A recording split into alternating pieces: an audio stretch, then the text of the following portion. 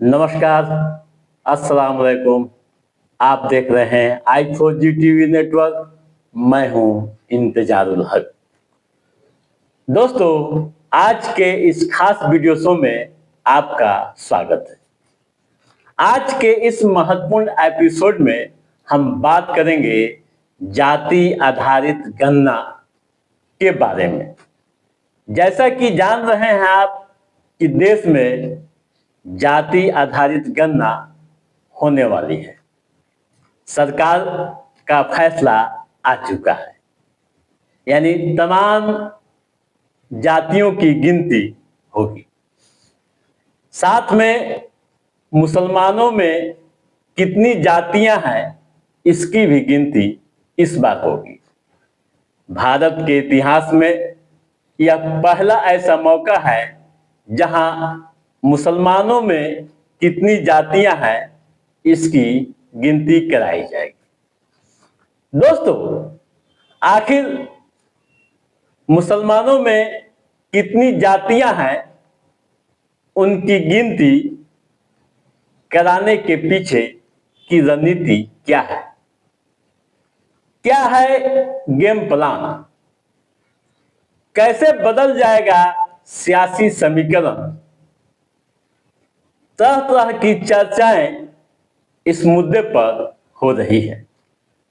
हम आपको विस्तार से बताएंगे कि मुसलमानों की जातियों की गिनती होने का क्या असर दूरगामी पड़ेगा। हम टू द पॉइंट आपको बताने जा रहे हैं। आप ध्यान से सुनिएगा, समझिएगा और अपने दायित्वों का निर्वहन कीजिएगा। दोस्तों, भारत में अब तक मुसलमानों की जो गिनती हुई है धार्मिक समूहों के आधार पर, पहली बार ऐसा हो रहा है कि मुसलमानों में कितनी जातियां हैं उसके आंकड़े लाए जाएंगे। पहला गेम प्लान नोट कर लीजिए।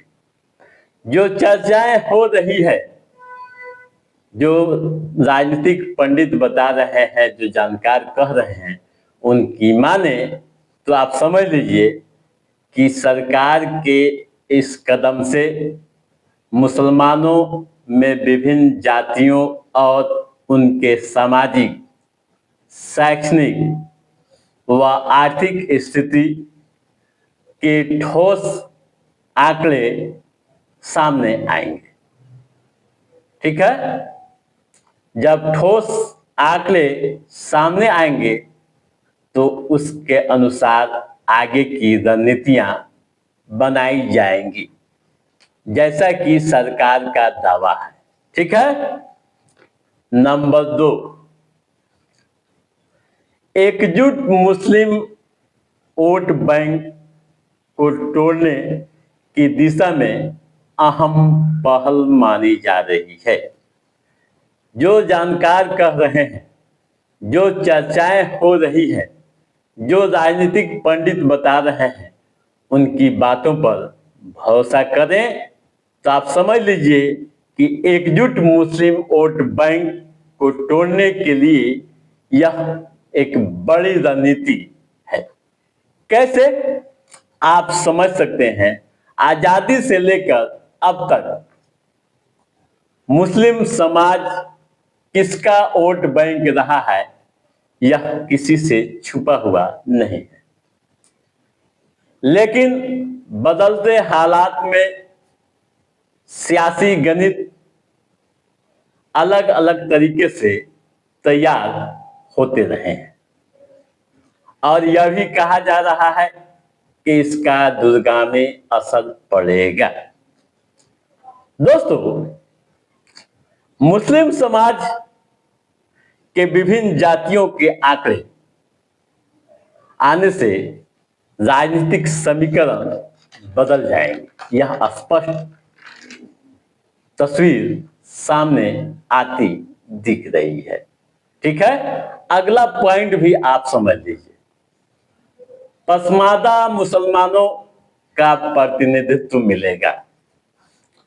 जो दावा किया जाता है कि 85% देश में पसमानदा मुसलमान हैं, लेकिन सामाजिक राजनीतिक क्षेत्र में उनका प्रतिनिधित्व काफी कम है। अगर सही आंकड़े आते हैं तो वास्तव में पसमानदा समाज को इसका लाभ मिल सकता है, यानी आबादी के अनुसार हिस्सेदारी की मांगे बढ़ सकती है।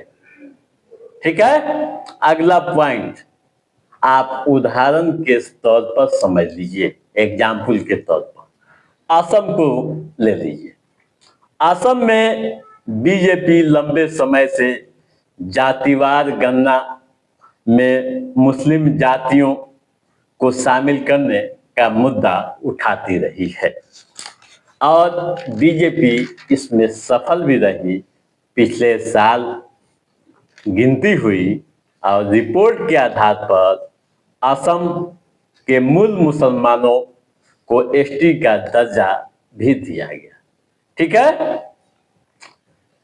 एक और पॉइंट जो आखिरी है, जो दावे किए जा रहे हैं, वह भी मैं आपके सामने रख दे रहा हूं। वक्फ संशोधन बिल, सरकार का दावा है कि वक्फ संशोधन बिल में मुसलमानों का भी प्रतिनिधित्व बढ़ जाएगा।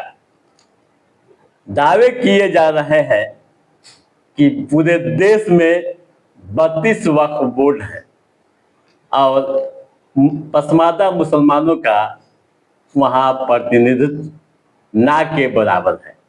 ऐसे में पसमानदा मुसलमानों का प्रतिनिधित्व बढ़ेगा। ठीक है दोस्तों, टू द पॉइंट आप समझ गए होंगे कि सरकार क्यों यह कदम उठा रही है, किस तरह के दूरगामी असर इसके पड़ सकते हैं। तो दोस्तों, आज के इस एपिसोड में बस इतना ही। कैसा रहा हमारा यह एपिसोड, आप लाइक और कमेंट करके हमें जरूर बताइएगा। यदि आपने हमारे चैनल को सब्सक्राइब नहीं किया है तो सब्सक्राइब भी कीजिएगा, ताकि इस तरह की महत्वपूर्ण जानकारियों से संबंधित जो भी अपडेट है उससे हम समय समय पर आपके बीच पहुंचाते रहेंगे। तब तक आप अपने दोस्त को दीजिए इजाजत। नमस्कार।